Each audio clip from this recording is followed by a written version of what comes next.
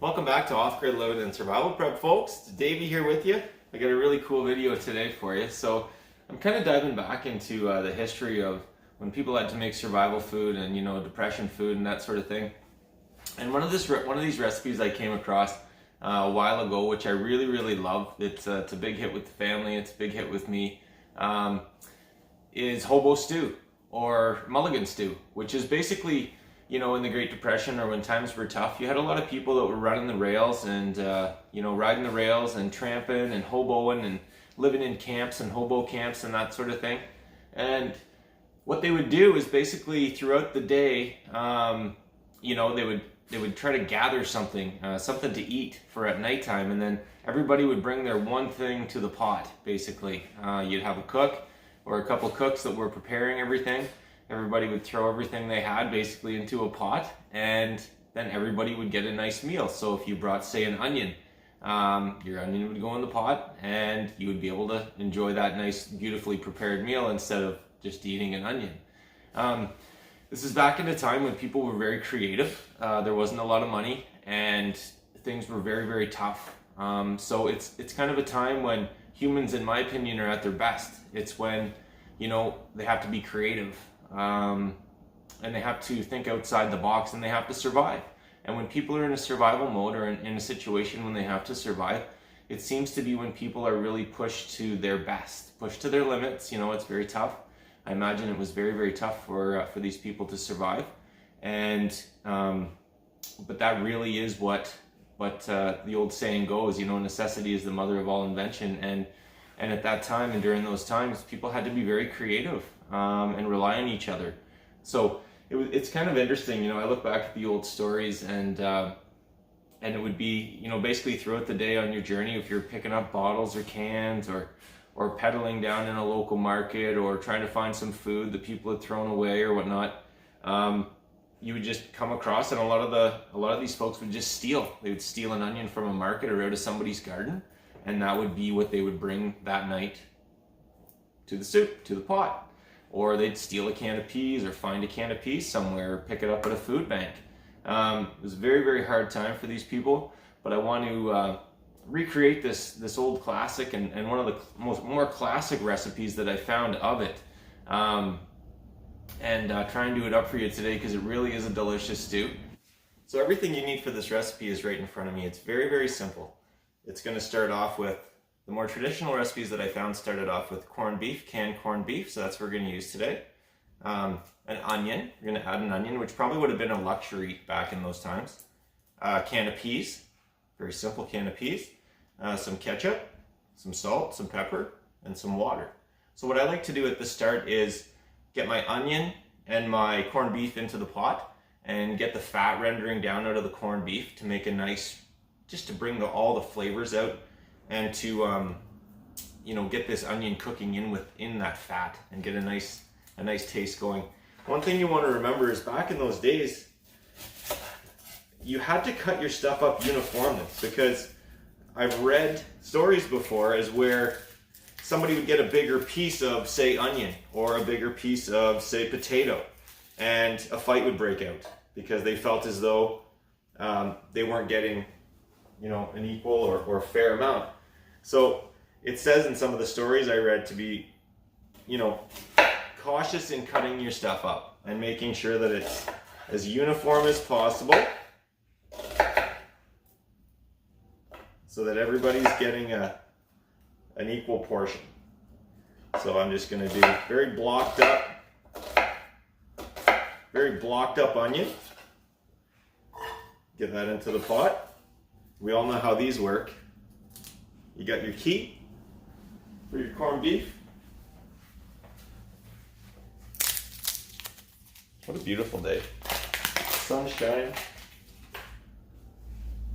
Sun's shining, birds are chirping. So you got your key for your corned beef.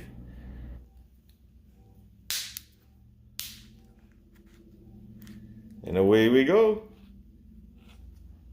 Just turn the key. Opens up your can. So as you can tell, like I said, corned beef has this nice layer of fat on the outside, and that's very important, because back in those times, getting fat getting fat into you was extremely important. And keeping fat on was extremely important. Corned beef smells, oh, it smells so good. It's hard to believe in a world now where we seem to throw out as much food as we produce. But the times back then were that tough. But you know, when they were trying to feed the army, and you know, they had priority, right? And the soldiers were getting a lot of the food that would have been in the stores normally. So people had to become very, very creative, and that's obviously mother of all invention. That's where these recipes come from. So I got my onions and my corned beef cut up. I'm going to throw this on the stove, get it sizzling, and render it down, and then we'll add the rest of the ingredients. So we're getting a really good sizzle going here, folks. I want to get that corned beef browned up.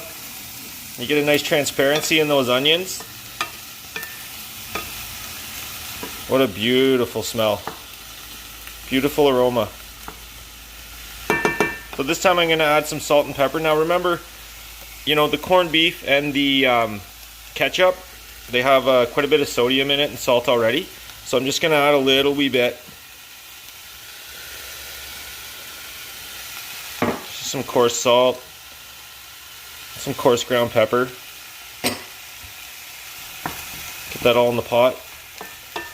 Get that fat rendering down. Get all those juices going nicely together. We'll check back in a sec and see where we're at. So we get all these beautiful flavors starting to come together really nicely. Check out that beautiful corned beef. The smell is just unbelievable. So those onions are a nice transparent color. Corned beef's just starting to brown. So at this point, we're gonna add our can of peas. We're gonna add a healthy serving of ketchup in there. That's gonna be a big part of the flavor. And then I'm just gonna add in 2 cups of water.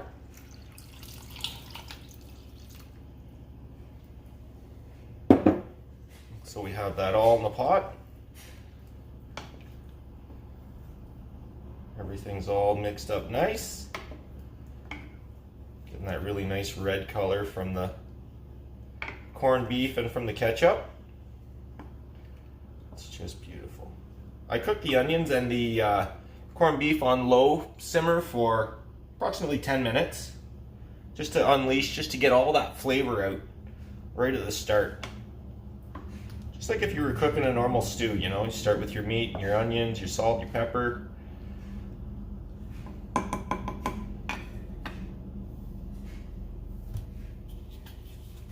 I can tell by the color, which a lot of times, that's what cooking is, that I want it a little richer with that ketchup.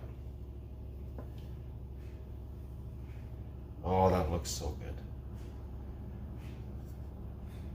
Just give her the old. Oh, unbelievable. Corned beef has such a unique flavor. There we go.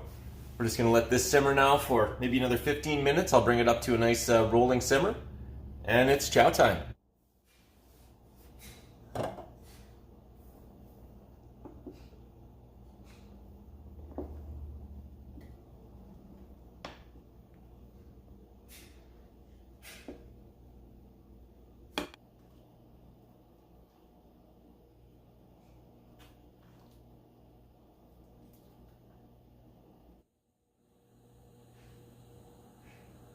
Well, it's my favorite part, and that's the time to eat.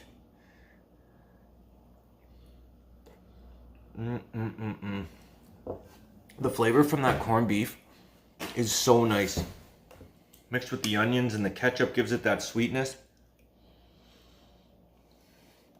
You know, I can imagine after a long day of riding the rails, or tramping around, trying to figure out your day, figure out your life, figure out how you're going to feed yourself. The community pulling together, you know, in these hobo camps, and pulling together a beautiful dish like this Mulligan stew, this hobo stew. The history behind it is what makes the food delicious and what makes it really interesting to me. So if you have any stories or comments on depression food, please write them in the comments and let me know and share them together, because I think it's really important. You know, it's about a sense of community and a sense of pulling together to feed each other. It's pretty awesome. I love yous lots. I hope you're doing great. And tune in next time for another video on off-grid living and survival prep. Okay, talk to you soon. Bye for now.